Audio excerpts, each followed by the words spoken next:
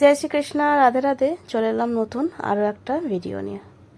আজকেও সকাল থেকে রাত পর্যন্ত পুরোটা দেখাবো, তবে এটা সন্ধ্যাবেলা 12 তারিখ সন্ধ্যাবেলা আমি আর সখী বেরিয়েছিলাম গোলুর বাবাইয়ের জন্য একটু গিফট কিনতে। তো তোমরা আমাকে মাঝে মাঝে জিজ্ঞাসা করো যে আমরা বাইরে বেরিয়ে কি খাই, কোথায় খাই, সেখানে কি থোড়ি নিরামিষ পাওয়া যায়। তো হ্যাঁ, আমাদের যেখানে যেখানে বেরোই আমরা মোটামুটি দোকান ঠিক করেই রাখি যে কোথায় কোথায় খাবো, এবং আমরা খোঁজ রাখি যে কোথায় কোথায় ইস্কনের দোকান আছে, কোথাও কোথাও ব্রজের দোকান আছে কি না। তো এখানে বেশিরভাগই ইস্কনের দোকান থাকে। তো এটাও হচ্ছে ইস্কনের ভক্ত। তো এখানে পুরোপুরি ভেজ, একদম আমাদের মতো, যেমন আমরা ভগবানের আশ্রয়ের পথে আছি সেই আশ্রয়ের পথেই ওনারাও আছেন। তো পুরোপুরি ভেজ নিষ্ঠাভাবে কিন্তু এখানে সেবার রান্না হয়, এবং এই রান্না কিন্তু আপনারা প্রভুকে দিয়েও প্রসাদ পেতে পারেন, এবং এখানে প্রসাদ পাওয়ার ব্যবস্থা আছে, এখানে ভোগ লাগিয়েও কিন্তু প্রসাদ দেয়। তো যেটা আপনাদের মনে হবে সেই রকমই কিন্তু আপনারা এখানে পেয়ে যাবেন। একদম বিরিয়ানি থেকে শুরু করে রাইস ফাইস সমস্তটা, চাউমিন, রোল পর্যন্ত পাওয়া যায়, এবং মোগলাই, তারপর পনির পকোড়া, ভেজ পকোড়া, সবই মোটামুটি ভেজিটেবল সব মোটামুটি পাওয়া যায়, এবং এরা অর্ডারও নেয়। এবং গিয়ে মানে কোনো যদি প্রোগ্রাম থাকে ভেজের রান্না করা, তো সেই প্রোগ্রামও ওনারা পুরোপুরি রান্না বান্না করে দেয়। বাসন কোসনও আমি শুনেছি এখানে ভাড়া নেই, মানে ভাড়া হয়, কারণ হচ্ছে গলুর জন্মদিনেও এখান থেকে আমাদের নেওয়ার ব্যবস্থা হয়েছে। তো এই হচ্ছে আমাদের 1 প্লেট চাউমিন নিয়েছি, যেটা হচ্ছে আমার আর গরুর সখীর মোটামুটি হয়ে যায়। কারণ হচ্ছে যে মোটামুটি না বলবো, পুরোপুরি মানে পেটটা পুরো ভরাটভাবে হয়ে যায়, কারণ অনেকটা চাউমিন দেয়। যখনই কিন্তু এখানে যদি খেতে আসেন, রিসরা থেকে কিন্তু 5 মিনিট অন্তরে এই দোকানটা ইস্কনের। তো এই জায়গাটার নাম আমি পরে বলে দেবো আপনাদেরকে। আর এখানে কিন্তু খেতে আসলে যদি দুজন খেতে আসেন অবশ্যই 1/2 প্লেট করে নেবেন, খেয়ে দেখবেন আগে, যদি পেটে ফাঁকা থাকে তাহলে আবার এক প্লেট নিয়ে নেবেন, কারণ অনেকটা কোয়ান্টিটিতে কিন্তু দিয়ে দেয়। তারপর আমরা টিকিট কেটলাম রিসরা স্টেশন থেকে শ্রীরামপুর স্টেশন, মানে একটা স্টেশন। আর শ্রীরামপুরটা হচ্ছে আমার নিজের যেহেতু জায়গা, মানে নিজের জায়গা বলতে শ্রীরামপুর আমার নিজের জায়গা নয়, তবে হ্যাঁ, যেখানে সব কিছু বলতে গেলে এই রাস্তাতে, একই রাস্তাতে যাওয়া আসা, স্কুল টাইম বলুন বা প্রাইভেট যখন যেতাম, তখন এই রাস্তাগুলো ভীষণ চেনা এবং ভীষণ আপন, তাই নিজের জায়গা বললাম। তো যাই হোক, গলুর বাবাইয়ের জন্য কিনতে গেছিলাম একটু ঘড়ি, যেটা গলুর বাবাই পুজোর সময় দেখেছিল, পুজোর সময় আমি দিতে পারিনি। তো মিনিমাম আমার একটা রেঞ্জ ছিল যে এই রেঞ্জের মধ্যে আমি মোটামুটি নেব, এর ওপরে বাজেটে গেলে হবে না। তো সেই অনুযায়ী আমি একটা রেঞ্জের ঘড়ি দেখলাম, বাট গলুর বাবা যেটা পছন্দ করেছিল সেটা আমি ভুলে গেছিলাম, খালি দামটা আমার মনে ছিল। তবে দামটা পড়াতে কিন্তু ওই রেঞ্জের ওই জিনিসটা কিন্তু বেরিয়ে গেছে। তো আমি ভাবলাম যে কি নেব না নেব বুঝতে পারছিলাম না, তো যেটা আমাদের পছন্দ হয়েছিল সেটা মোটামুটি আমি নিয়ে গেছিলাম।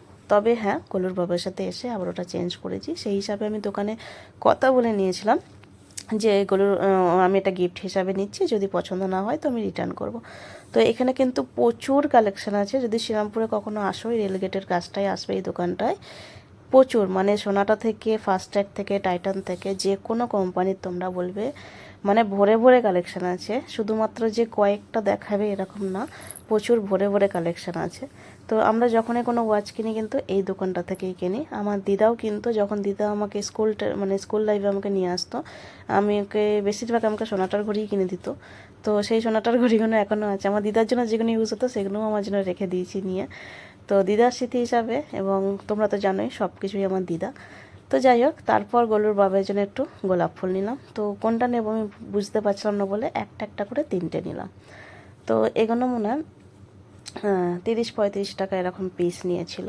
যাই হোক, তো 3টে আমি গোলাপ নিলাম, একটু বললাম যে দাদাকে যে একটু সাজিয়ে দাও সুন্দর করে। তো উনি একটু সুন্দর করে কিন্তু সাজিয়ে দিয়েছে, আর গোলাপগুলো বেশ সুন্দর ভালো ছিল। তো মোটামুটি আমাদের শ্রীরামপুর বলো, রিসরাতে আমি সব কিছু পাই না, বাট আমার শ্রীরামপুর বলছি, আবার কারোর খারাপ লাগতে পারে, কারণ আমার বিয়ে হয়ে গেছে এখন রিসরায়, ভাববে যে এখন রিসরাটাই সব কিছু আমার।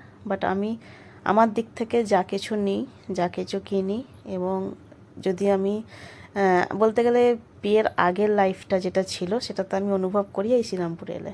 আমার প্রত্যেকটা অলি গলি, প্রত্যেকটা জায়গা নিজের লাগে, যেটা আমার রিসরায় লাগে না। তারপর গলির সখীকে আমি, যেহেতু ওরও শ্রীরামপুরে বাড়ি, ও চলে গেল ওখানে টোটোতে তুলে দিয়ে, মানে টোটোতে উঠে ও চলে গেছে ওইদিকে বাড়ির দিকে।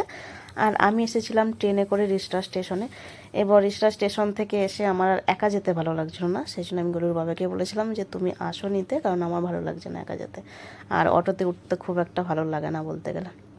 তো গলুর বাবার সাথে গল্প করতে করতে যাচ্ছিলাম, আর নিয়েছিলাম একটু কেক, যেটা রাত্রি 12টার পর সেলিব্রেট করব বলে এখন সাজিয়ে নিচ্ছি।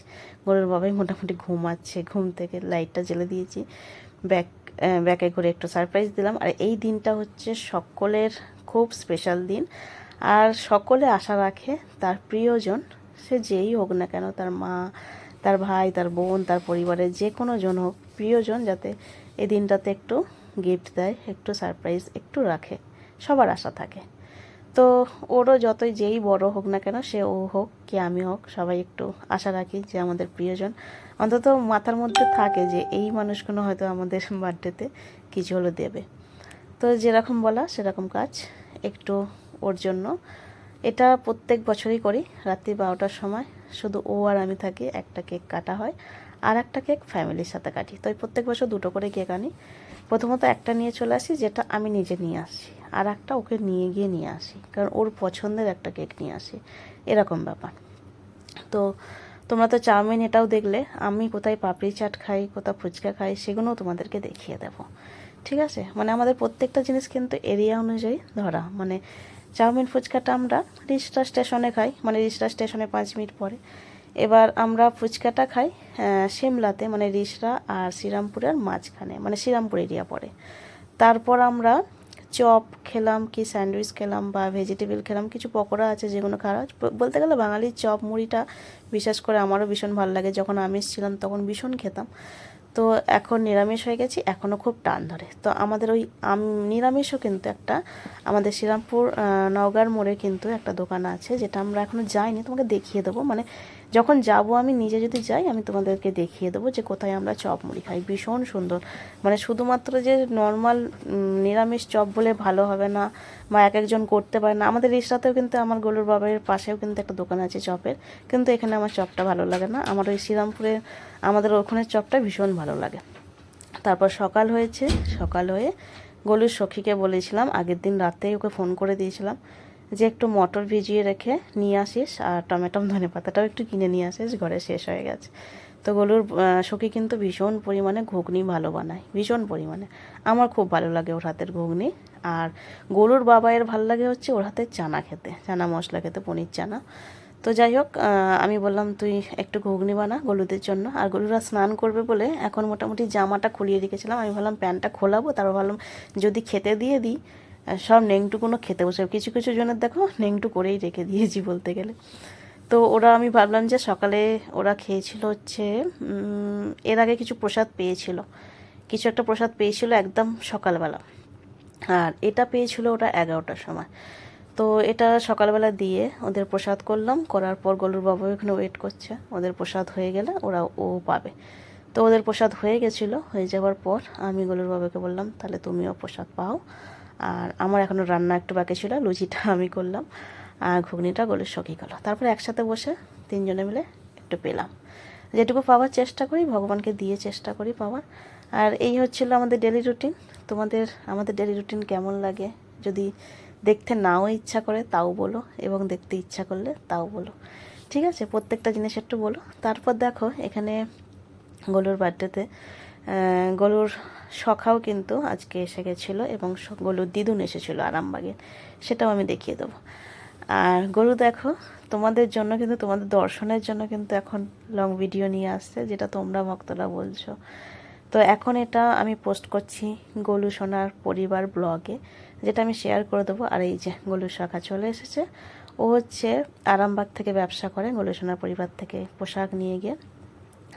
আচ্ছা, এনাদের সাথে কিন্তু গলুর দিদুনের সাথে আমার বিয়ের আগে থেকে, যখন আমি নতুন ব্লগ বানাই তখন থেকে ওদের সাথে আমাদের খুব মানে ক্লোজ, আমার সাথে হয়ে যায়। যখন প্রথমবার এসেছিলো, গোলুকে দর্শন করতে এসেছিলো, তখন কিন্তু আমার সাথে কোনো রকম অচেনা ছিল, পুরোপুরি মানে কোনোভাবেই ভাবতে পারিনি যে আমরা এত ক্লোজ হয়ে যাবো। আমিও কখনো ভাবতে পারিনি যে ইউটিউব থেকে আমি এত বড় বড় মানে ভক্তের বলতে গেলে ভক্ত না হলে কখনো আপন হয় না, এরকম ব্যাপার।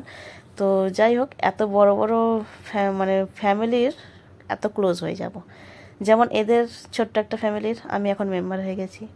বীরভূমের আছে দিদির, সেখানেও ছোট্ট একটা ফ্যামিলির আমি বোন হয়ে গেছি। কন্যাগড়ের দিদি, যেটা গলুর ছোটো মা, সেখানেও ওদের ছোট্ট একটা ফ্যামিলির আমি বোন হয়ে গেছি। এরকম অনেক জায়গায় সিঙ্গুরের কাকিমার আমি মেয়ে হয়ে গেছি। মানে এরকম আমি বলে শেষ করতে পারবো না, এত ফ্যামিলি আমার আছে। যেটা কলকাতাতেও আছে, সৃজার দিদি হয়ে গেছি। অনেক ফ্যামিলির আমি খুব ক্লোজ কিন্তু সম্পর্কে বেঁধে গেছি। এই সম্পর্কগুলো না পুরোপুরি গলুর থেকে পাওয়া। বলে না মানুষ, অনেকে দেখবে আশেপাশে বলে যে এই বয়সে ভগবান সেবা করছিস, কি হবে? আগে নিজেকে দাঁড় করা, নিজেকে তৈরি কর। সমাজে বাঁচতে গেলে টাকা লাগে, সমাজে বাঁচতে গেলে শিক্ষা লাগে, সমাজে বাঁচতে গেলে নিজেকে দাঁড় করাতে হয়, সমাজে বাঁচতে গেলে চাকরি লাগে। দেখো, সমাজে বাঁচতে গেলে সব কিছু লাগে, কিন্তু সমাজে বাঁচতে গেলে যদি ভগবানকে না পাও, তাহলে সব কিছুই বৃথা হয়ে যাবে, মানে কোনো কিছুরই আর লাগবে না, এরকম ব্যাপার। তো এটা নিয়ে আমি আরেকটু বলছি। আর এখানে এসে গেছিলাম আমরা শ্রীরামপুর স্টেশনে, আবার যে বললাম না ঘড়িটা আমি এক্সচেঞ্জ করতে এসেছিলাম, তো সেই হিসাবে ওটা এসেছিলাম। আর তো এখানে আমরা একটু ওকে বললাম যে একটু চলো লেবুর জুস খাই, খেয়ে তারপর আবার বাড়ি যাব। তো এসে গলুর বাবাইয়ের কেক আর একটা আনা হয়েছে, এনে সেটা গলুর দিদুনের সামনে, এবং গলুর সখী আছে, গলুর সখা আছে, যেটা আমার সাথে শুধু একা হয়েছিল। তো এখানে সবাই মিলে সেলিব্রেট করা হচ্ছিল গলুর বাবাইয়ের বার্থডে আরও একবার। তো যেখানে কথা হচ্ছিল সেটা বলি। আমি আমার ভগবানকে পেয়ে কী কী পেয়েছি। আমাকে প্রথম প্রথম সকলে বলতো, কলেজ করছিস, কলেজ কমপ্লিট কর, চাকরি কর, ঠিক আছে, এই মেশিনটাকে নিয়ে 2-4টে ঠাকুরের ড্রেস বানিয়ে কি পাস? নিরামিষ হয়ে সিঁড়ির নিচে রান্না করে কি হবে? দিদার সাথে খা, দিদা একা খাচ্ছে। আমি দিদার কাছে মানুষ, তোমরা সকলেই জানো মোটামুটি, যারা নতুন জানো না তাদেরকে একটু জানিয়ে দেবো অন্য ভিডিওতে একটা। তো কি পাবি? ভগবানের এত সেবা করছিস, যা কিছু আছে সবই তো নিজেকেই তৈরি করতে হবে, ভগবান তো এসে তৈরি করে দেবে না। কিন্তু আমার দিক থেকে আবার আলাদা, আমার কিন্তু পুরোটাই যা দেখো সবই আমার ভগবান তৈরি করে দিয়েছে। আমি কিন্তু ভগবানের থেকে কোনোদিন কিছু চাইনি। আর হ্যাঁ, চাইনি বললেও ভুল, আমি চাই, অবশ্যই চাই। আমি কি চাই? সেই সব মানুষের সাথে সামনাসামনি করো না যেসব মানুষরা তোমার খারাপ গুণ করবে, যেসব মানুষের সাথে সব সময় তোমাকে নিয়ে এবং তোমাকে মানে অনুভব করে, তোমাকে নিয়ে ভালোবাসে, তোমাকে ফিল করে, তোমাকে বিশ্বাস করে, সেই সব মানুষের সাথে আমাকে আলাপ করিও এবং তাদেরকেই আমার কাছে নিয়ে আসো। কারণ তুমি ছাড়া আমার জীবন অন্ধকার। আমি সত্যি বলতে মানুষকে খুব একটা যে ভালোবাসি, বিশ্বাস করি, আমি সত্যি কথা বলবো না, এটা আমি করি না। আমি আমার ভগবানকে আমি এতটাই ভালোবাসি আর এতটাই বিশ্বাস করি, আমি সবসময় রোজের রাত হোক দিন হোক একটা কথাই বলি, যে যখন তুমি আসবে আমার কাছে, আমার জন্য কোনো মায়া না পড়ে থাকে এই সংসার জগতের বাড়িতে। আমি যেন সব সময়, যে কোনো যতই সুখে থাকি না কেন, আমি যেন তোমার মায়াতেই সবসময় আবদ্ধ থাকি। মানে খুব ক্লিয়ার আমি বোঝাতে পারছি কি না জানি না। যাই হোক, আমি আমার ভগবানের ওপরে কোনো মানুষকে রাখি না। আমার ভগবান আমার সব কিছু, আমার জীবন, আমার যা কিছু আছে সব আমার ভগবান।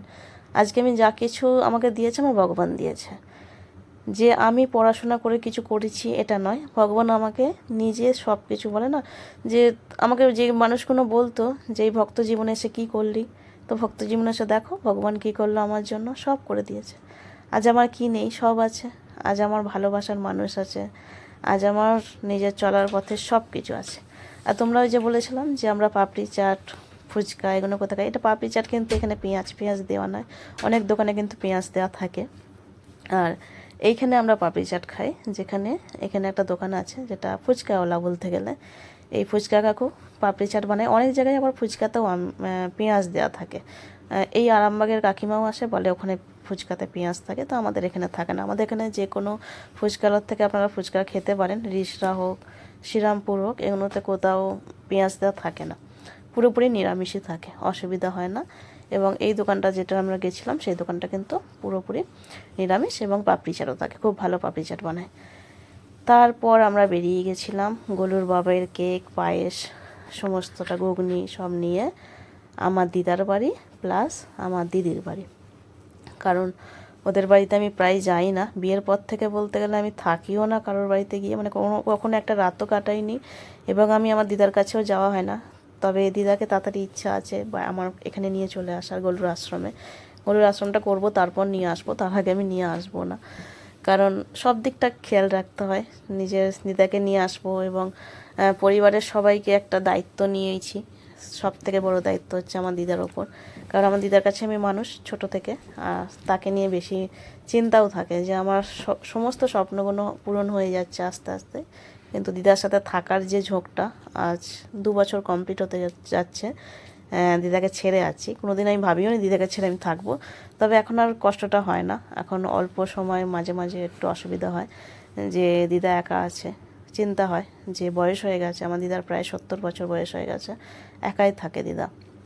তো তারপর দিদার কাছ থেকে ঘুরে এসে, দিদার একটু শরীর খারাপ হয়েছে, একটু কাশি হয়েছে, তারপর দিদার কাছ থেকে ঘুরে এসেছে, আমি যাচ্ছি দিদির বাড়ি। দিদির বাড়ি এখানে বেগমপুর একটা স্টেশন পড়ে, যেখানে গেট পড়লে তো বেরোনো মানে খোলার নাম করে না। অনেকক্ষণ প্রায় দাঁড়িয়েছিলাম, দাঁড়িয়ে থেকে তো একটু বসে মানে কি করব বুঝতে পারছিলাম না, একটু ব্লগ বানাচ্ছিলাম। তো এই যে এখানে ট্রেন যাচ্ছে, এখানে বেশিরভাগ এই লাইনটাই বলতে গেলে এক্সপ্রেস ট্রেনগুলো যায়, আর আমাদের যে শ্রীরামপুরের লাইনটা বেশিরভাগ নর্মাল যে ট্রেনগুলো হয় লোকাল ট্রেন সেগুলোই যায়। তো এখানে এক্সপ্রেস ট্রেনগুলো যাই বলে একটু টাইমও লাগে, প্রায় 30 মিনিট 25 মিনিট ধরেই গেট পড়ে থাকে, তারপর ওঠে গেট। যাই হোক, আমরা রাত হয়ে গেছিলো, 9:30 বেজে গেছিলো, তখন কিন্তু গেট তাড়াতাড়ি খুলে গেছে। আর এই যে গলুর ছোট্টি বনি, যাকে আমরা আগের দিন ব্লগে বলেছিলাম যে একটাই ওনার বনি আছে যে ফোঁটা দেয়। এটা হচ্ছে 2 বছর ওর বয়স হবে, তো 2 বছরই ওর ফোঁটা দেবে। প্রথম বছরেও ফোঁটা দিয়েছে এবং এটা হবে দ্বিতীয় বছর। তো ও এখন গলুর বাবাইয়ের যে কেক কাটা, তো দুটো কেকে অল্প অল্প নিয়ে এসেছিলাম, সেটা পাচ্ছে একটু। আর গলুর বাবাকে কিন্তু ভীষণ পরিমাণে ও ভয় পায়, আর দেখতেও হয়েছে কিন্তু গলুর মতোই, মুখটা দেখলে ভালো করে বুঝতে পারবে। আমার দিদিমণি সবসময় গলুকেই দেখতো, এবং যখন ও পেটে ছিল তখনও কিন্তু গলুর দিকেই সবসময় ধ্যান থাকতো। আমার দিদি সেবা করতো, ভীষণ সেবা করতো আমার দিদি গলুকে। তো দেখতেও হয়েছে, যখন ও হয়েছে তখনই কিন্তু আমরা বলতাম আমার দিদির মতো হয়নি, জায়ুর মতো হয়নি, হয়েছে পুরো গলুর মতো। ঠিক আছে, মুখটা বা হাসিটা পুরো আমাদের গলুর মতোই। আর আরও একটা কথা বলি, কিশোরীর জন্মদিন আর ওর জন্মদিন হচ্ছে 1 সপ্তাহ আগে পিছু। ঠিক আছে, ওদের কিন্তু কিশোরী এসেছে 5 তারিখ আর ও হয়েছে 11 তারিখ। ঠিক আছে, তো এরকম মানে ডেটটা কিন্তু অনেক ক্লোজ। আর হচ্ছে যে না, কিশোরী এসেছে 11 তারিখ, সরি, ওর হচ্ছে 18 তারিখ, আর আমারও হচ্ছে 18 তারিখ, আর গলুর জন্মদিন হচ্ছে 11 তারিখ। মানে তারিখটা হচ্ছে কিশোরী আর গলুর একই তারিখ, আর আমার আর ওর একই তারিখ। আর মাস ধরতে গেলে ওর মাস আর কিশোরীর মাস একই, মানে আমার দিদির মেয়ের মাস আর কিশোরীর মাস একই পড়ছে। আর আমার মাস আর গলুর মাস একই, কারণ গলুকেতে যেহেতু আমার বার্থডে হিসাবে এসেছিলো গলু গিফটে, তো সেই হিসাবে মাস এক, খালি ডেট হচ্ছে 11 আর 18। আর মিঠির হচ্ছে, মানে ওর নাম মিঠি, মিঠি আর কিশোরীর হচ্ছে 11 আর 18। মানে তারিখটাও দেখুন কত সুন্দর মিল, দুজনে আমাদের 4 জনের তারিখ কিন্তু খুব মিল। তো তারপর দিদির বাড়ি থেকে একটু আনন্দ করে চলে যাচ্ছি বাড়ি। তো বার্থডে বলতে গেলে শেষ, কাজ বন্ধ ছিল আজকে গলুর বাবাইয়ের বার্থডে উপলক্ষে। দিনটা কেটেও যায়, আর কি আর বলবো, আনন্দটাই একটা দিনই হয়। সব মানুষ অপেক্ষা করে নিজেদের বার্থডেটা কি হবে না হবে, খুব এক্সাইটেড থাকে যে কাছের মানুষ কোনো কিছু হয়তো সারপ্রাইজ দেবে। তো এইভাবেই হলো আজকের দিনটা কমপ্লিট। আশা করছি আজকের দিনটা সেবার ভিডিওটা পেলে না, তবে ভালো লাগলো ভিডিওটা দেখে। তো সকলে ভালো থেকো, সুস্থ থেকো, নিজেদের খেয়াল রেখো, পারলে অপরকে সাহায্য করো, আর এইভাবে গলুসোনার পরিবারে কিন্তু সব সময় পাশে থেকো। তো সকলে কিন্তু মন দিয়ে সেবা করো। জয় রাধে।